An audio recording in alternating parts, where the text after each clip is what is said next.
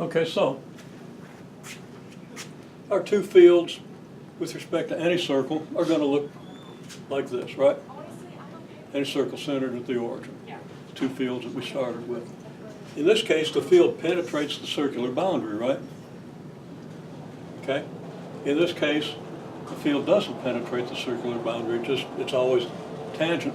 There's no component perpendicular to the boundary, so nothing gets through. If your fluid is circulating this way, nothing gets through the boundary, right? If it's a purely rotational field. If it's a divergent field, about the origin, the field is going to penetrate. You can think, for example, of you got gas inside of here, okay? And you're heating it up. So gas expands, so it expands out through the boundary, okay? And the heating inside is what causes the flux through the boundary, okay? So that's an example of how a fluid could penetrate the boundary.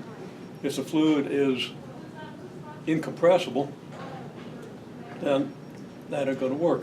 But of course, yeah, if it's incompressible, held at a constant temperature, it's not going to work. Okay?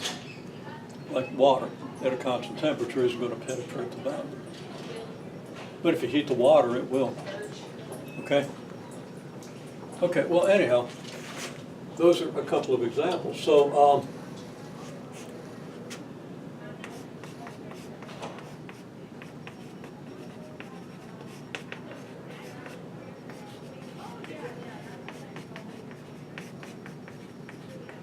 flux is the amount of penetration. Okay? So if you've got a segment of a boundary,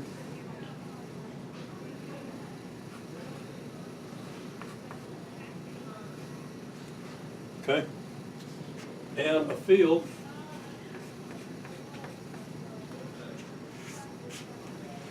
then the flux, the amount of penetration, is the component of the field perpendicular to the surface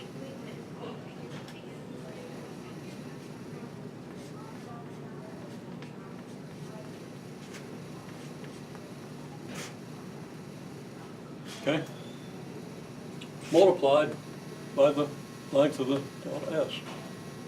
Okay, so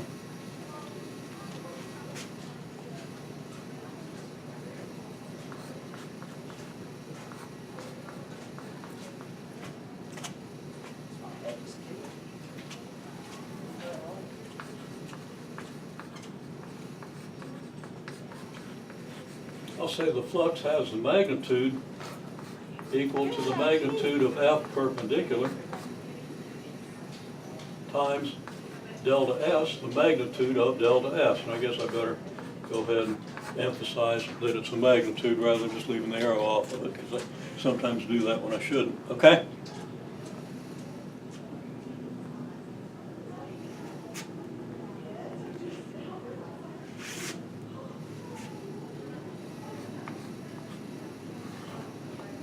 We use phi for flux. So the delta phi corresponding to the delta X, the delta S,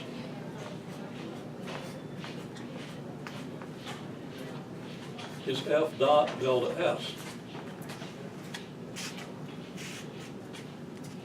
And of course this can be positive or negative depending whether the flux is outward or inward, right?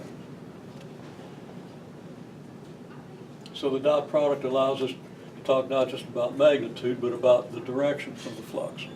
Because you might have a surface where stuff is flowing out on one part of the boundary and in on another. For example, you got water all flowing in this direction. There's no divergence. Well, yeah, I'll let you write down what you're writing down. Okay. That's flux.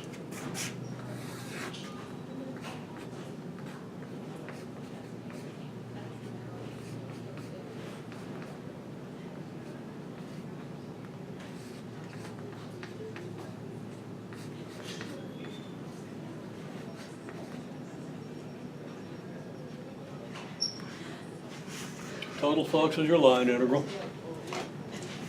Okay? And if F is Pi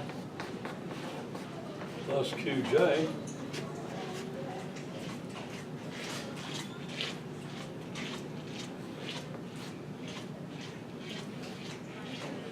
then phi is the integral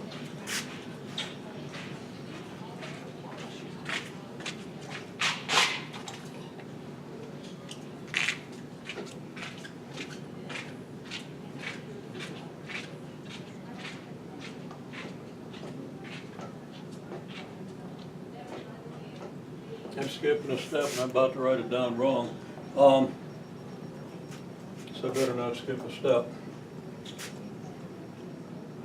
And you probably need to see the step anyway.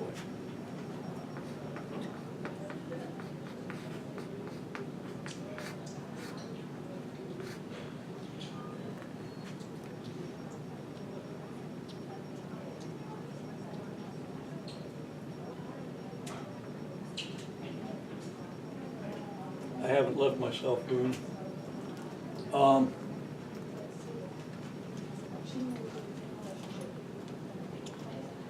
Because I got to talk in terms of the parameterization.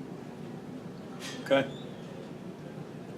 Of F or of N? So I just need to go to another board and develop this. Okay.